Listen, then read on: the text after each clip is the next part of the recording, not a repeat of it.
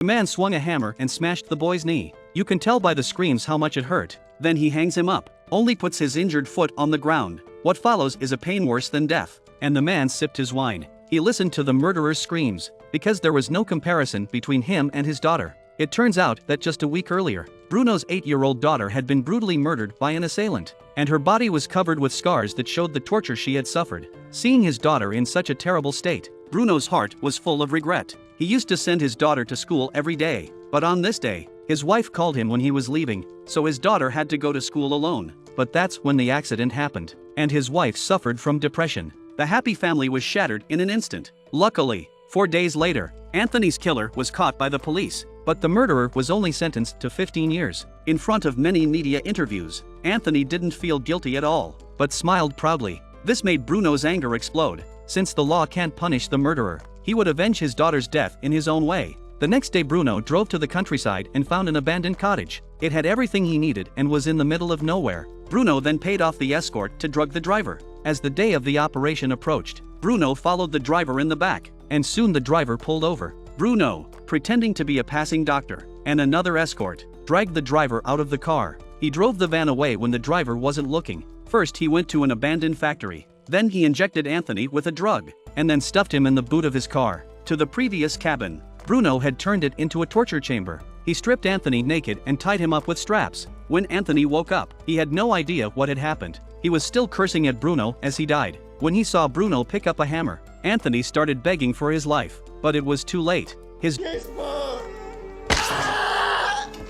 daughter was murdered. Bruno caught the killer and smashed his knee, but that wasn't enough. Then he strung Anthony up. Each time the broken leg hit the ground, Anthony was in agonizing pain. Bruno looked as if he was in a state of ecstasy. It was as if the screams were the most beautiful sound in the world. The next morning, Bruno woke Anthony up with an iced tea. Then he stomped on his knee and made him feel like he was going to die. Meanwhile, the police found Bruno's house. They knew Bruno had kidnapped Anthony, but they didn't know where he was now. In the evening, his wife called Bruno to urge him to stop. He didn't want to lose his daughter and his husband. Bruno told his wife that his daughter's birthday was in 5 days. He would take the murderer with him and turn himself in on that day. After hanging up, Bruno took out a spray gun and aimed at Anthony. But in the end, he didn't kill him, because he didn't want Anthony to die so quickly. By the 3rd day, Anthony was half dead from the torture. He begged Bruno to let him go, but Bruno didn't say a word. Then he hung him up and beat him with a chain to vent his anger. Soon Anthony passed out from the pain, but Bruno couldn't stop hitting him with the chain.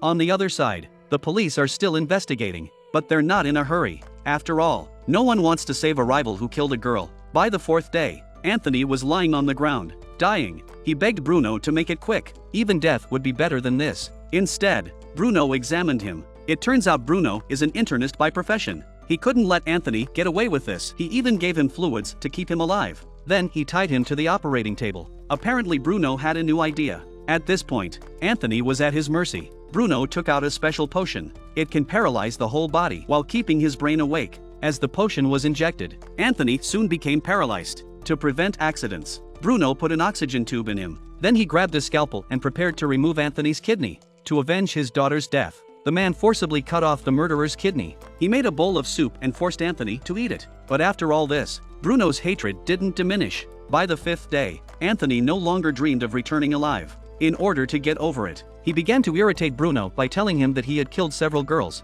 But Bruno wasn't having any of it. He wanted to send his daughter on her way on her birthday, but there was no escaping the death penalty. So he confiscated Anthony's tools with a scalpel. Then he told the police about Anthony's murders of the other girls. Anthony's murders of other girls. The press was quick to pick up the story. 2 of the families were very supportive of Bruno's actions and wanted him to continue torturing the killer. But one parent was against it. He thought what Bruno was doing was pointless. He said he'd forgotten about it. Bruno laughed at this. "I can't believe there are mothers like that." That night, Bruno brought the woman back and gave her a hammer. He gave her a hammer and told her to kill Anthony with her own hands. But the woman was too scared to do it. So Bruno locked them up together. But late at night, he let the woman out. But the woman started to accuse Bruno. She said Bruno brought her here to see the killer. And every time Bruno tortured the killer, it was like killing your own daughter. That's why Bruno went up and finished her off. What kind of logic is that? Then Bruno threw the woman in the rubbish. She wakes up, stops a passing car to call the police. Turns out he had a sneak peek at her surroundings.